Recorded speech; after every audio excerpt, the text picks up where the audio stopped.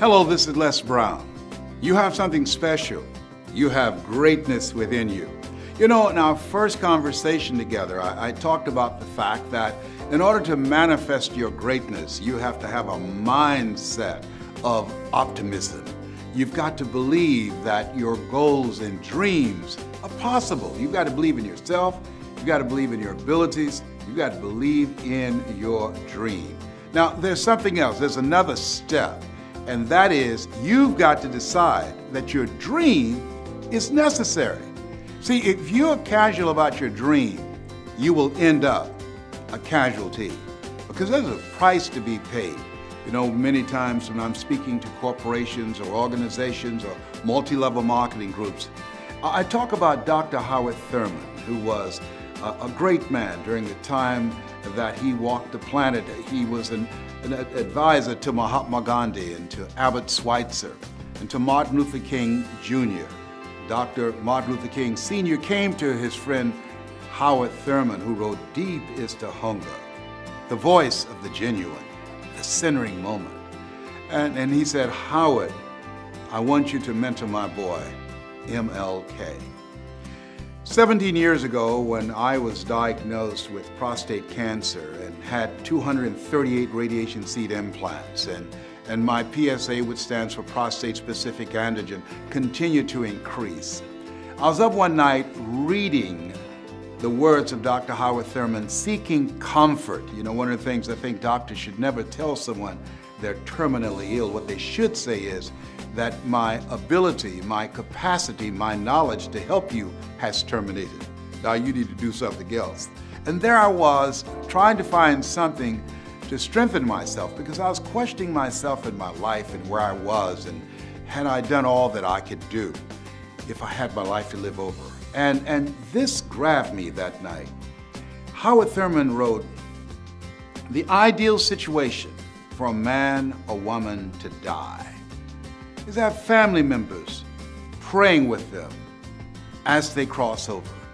He said, "But imagine, if you will, being on your deathbed and standing around your bed, the ghosts of the dreams, the ideas, the abilities, the talents given to you by life, but you, for whatever reason, you never pursued those dreams.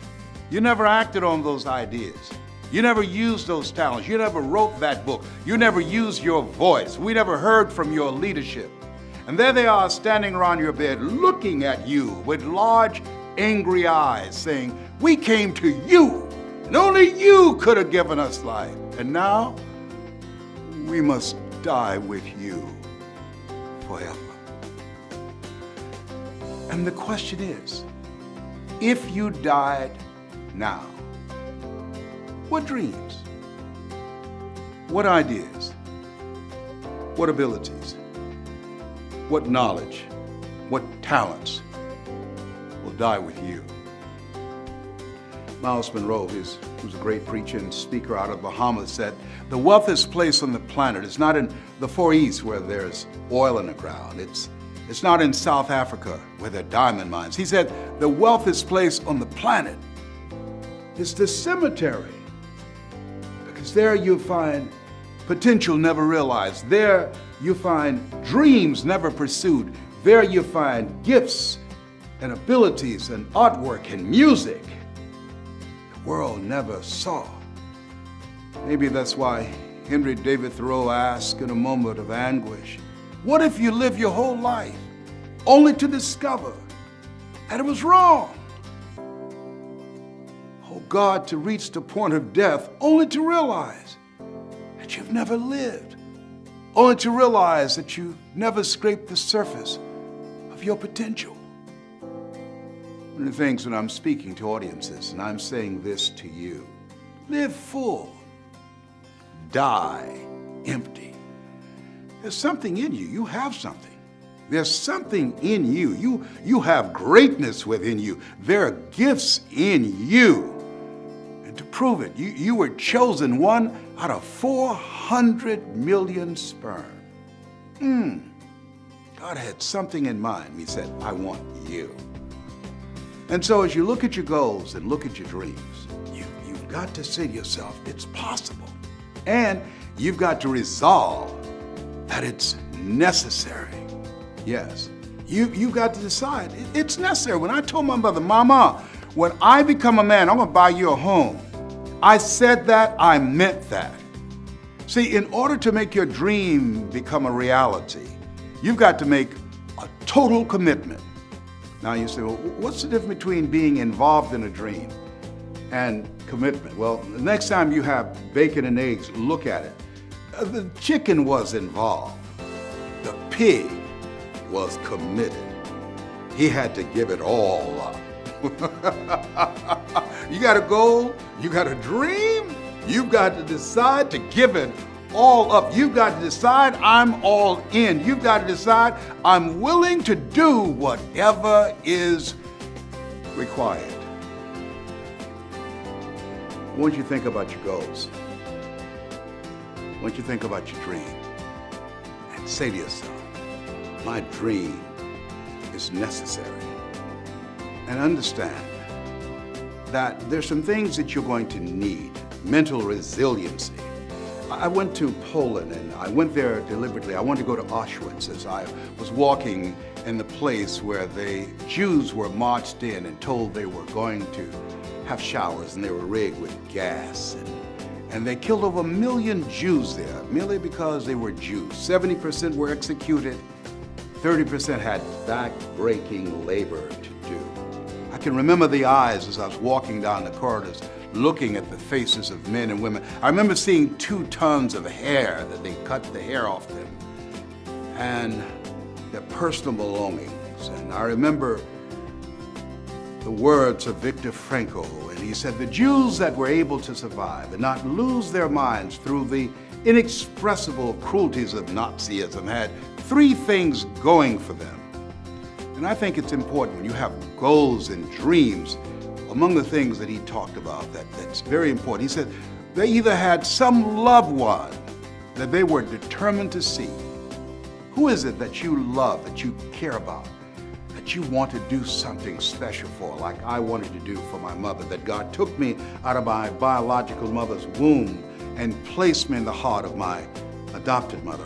I feel like Abraham Lincoln, who said, all that I am and all that I ever hope to be, I owe to my mother. Who is it? Who is that? And he said the other ones are ones who believed in God. What force do you believe in?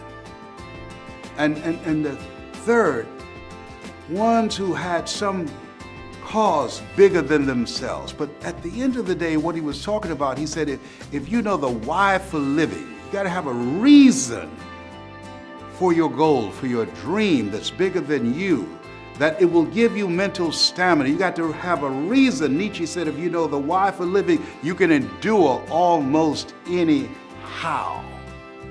You should be willing to do whatever it takes. And you're gonna have some tough times. You're gonna go through some tough times. I remember bathing in the sink down the hall in the Penobscot building in Detroit, Michigan on the 21st floor when I was building my company. Fell on tough times. Remember hiding in a closet from the janitorial staff when they came to clean the office. We were not allowed to live in the office. See, in the good times, you put it in your pocket. The tough times, you put it in your heart. And I had to keep in mind my dream of taking care of my mother, my dream of giving my kids the option of going to the college of their choice and to be able to graduate and not be burdened with college loans. What's your why? What is it that drives you? I want to give you 5 words. As you think about your goals and dreams, that it's necessary that you write your goals down. It's necessary that you detoxify your life, that you have to look at your life and look at the people in your life. And Jim Rohn said, ask the question, what is this relationship doing to me? See, most people never live their dreams because they are saddled with too many toxic, negative, energy-draining people in their lives. You got to look at the people around you and ask, is this relationship, is it helping me to grow mentally, emotionally, financially, spiritually? On the financial part, MIT did a study. You earn within $2,000 to $3,000 of your closest friends. It's necessary, if you are serious about your dream, that you detoxify your life. Dr. Dennis Kimbrough out of Atlanta said, if you are the smartest one in your group, you need to get a new group. When I heard that, I got all the broke people out my life. Why? Because people rub off on you. John H. Johnson, who had a loan of $500 from his mother and built a $400 million empire with Ebony Magazine and Jet Magazine, fired his best friend. And the reporter asked him, why'd you fire your best friend? He said, he told me I couldn't do it. He said, hell, I didn't think I could do it. I didn't need anybody on my payroll to tell me. So you have to look at your life and say, hey, who's in my circle? Who's in my ear? It's necessary as you're serious about your goals and dreams, and that's why you're watching me right now, because we're cut from the same cloth. We're branches of the same tree. You know in your heart of hearts you can do more. You know in your heart of hearts you can have more. And it's necessary that you practice the principle of OQP, only quality people. That's it. Only quality people. That's right. You got to be selective of your relationship. There are two types of relationships. There are nourishing relationships and toxic relationships. Nourishing relationships, they bring the best out of you. They challenge you. They stretch you. They hold you accountable. They hold you to a higher standard. Toxic relationships, they drain you. So you need to do some house cleaning. There's some people that you'll never reach your goals as long as they're in your life, because they're going to compromise your energy. I have a friend of mine, she was married for 8 years. Every year she had a surgery of some kind. A friend of mine wrote a book called Who's the Matter with Me? And once I was teaching that class, she was there and she got her divorce. She'd never had another surgery. You know, there's a term in psychiatry called relational illness. Whoa, yes. There's some people who can make you sick. Wow, yes, yes. So the relationships that you have, it's necessary that you evaluate them and understand that you can run faster with 100 who want to go than with one around your neck. Ow, oh, behave, whatever. I know it's hard, but you can do it. Look at it. Listen, this is no time. The way the economy has changed, there's no time to be around flaky people. No way, Jose. Things have changed. The day is gone where you can go to college and graduate and get a job and work 40 hours a week for 40 years. That day is gone. The 40-40 plan is gone. It's never coming back again. And so, this is no time to be around slackers, okay? So it's necessary. Yeah, your dream is possible, but it's necessary that you clean up your life. Get all the negative, toxic, broke people out of your life. Les, can I change them? No. It's a full-time job changing yourself. In fact, there's some people that's so negative, they can walk into a dark room and begin to develop. Oh, behave. Whatever. I'm telling you. That's the people that you don't need to take their phone calls. They're people who are perpetually broke. They're not good for you. I'm telling you what I know. Now, here's something else. You must believe a dream is possible. You've got to decide that it's necessary that you surround yourself with supportive, collaborative, achievement-driven relationships. And here's something else. 5 words that changed my life and will change your life. Former President John F. Kennedy decided to take on the most ambitious goal in the history of the world. He said that we're going to the moon. His goal was to beat the Russians there. He made the decision, even though they did not have computers, the technology, didn't even have a budget, didn't know how much it would cost, didn't know what was required in order to make it happen. But he called a news conference and spoke to the world and made the decision to do it on 5 words. And those 5 words, when you decide that your dream is possible, when you decide your dream is necessary, those 5 words will empower you to create a life that will make you proud. He looked to his right to one of the most brilliant scientists of that time and said, "What will it take for us to go to the moon?" And everybody was looking for graphs and being there for weeks or months if necessary to figure it out, to argue back and forth. What will it take for us to go to the moon? I remember as a kid, we used to say, "You got as much chance of doing that as a man going to the moon." It was considered impossible. And yet the President of the United States at that time spoke to the world and made a bold proclamation. We're going to the moon in 10 years based upon and encouraged by 5 words. And here are the words. He said, "What will it take for us to go to the moon?" And this scientist said, "The will to do it." That's it. The room was quiet. Everybody looked around. He dropped his pen. The president looked at him. Then he looked at everybody in the room. And I'm sure it was resonating in his mind. What will it take for us to go to the moon? The will to do it. What will it take for you to change your life? The will to do it. What will it take for you to overcome a dismal prognosis that a doctor said you've got 6 months to live? The will to do it. What will it take for you to reinvent yourself? If you've been on a job for 25 or 30 years and they come to you after you've moved your family, you've spent time away from your family and sacrificed for this job and gave them your best, and they said, "We're going in another direction." The will to do it. What will it take when you've gone through bankruptcy? You've lost your home, you've gone through foreclosure. The will to do it. What will it take for you when you've been stripped of everything?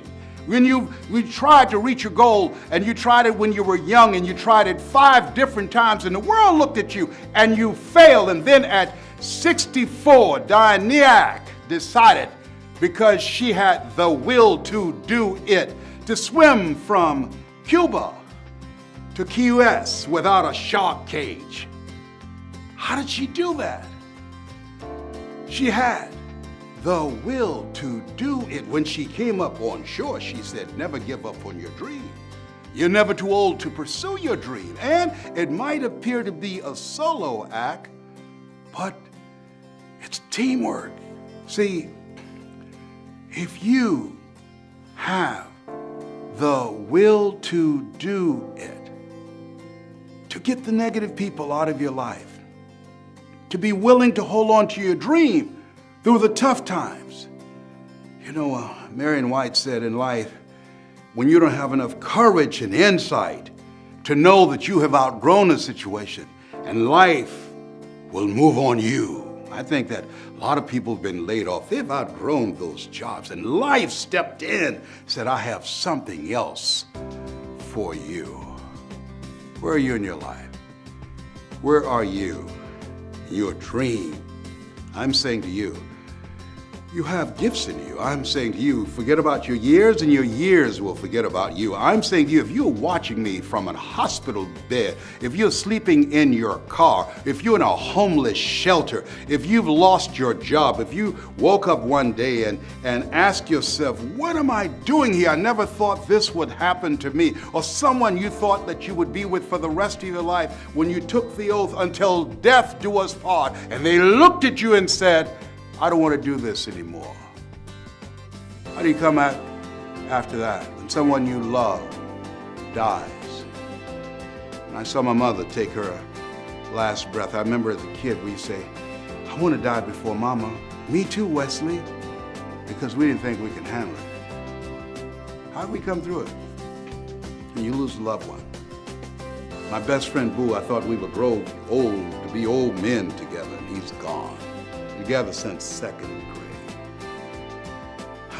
How do I go out and motivate and inspire people? 17 years. Cancer is in my body trying to take me out. How do you do that, Les? My staff, how can you continue to laugh and be like a little kid?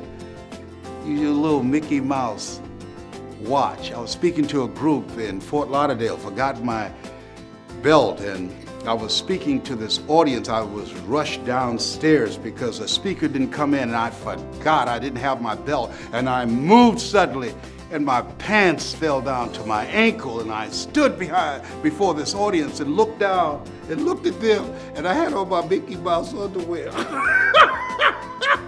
I had to stoop down and pick my pants up, and I kneeled by a table and continued my speech until somebody brought me a belt. How did you do that? I spoke for 35 minutes on my knees near a table because I had the will to do it. You got dreams, you want to do something with your life, stuff's gonna happen. It's called Murphy's Law. What do you mean by that? If anything can go wrong, it will. And at the worst possible moment, the doctor looked at me and said, "You've got cancer." I said, "Can you give me a second opinion?" He said, "And you're ugly too."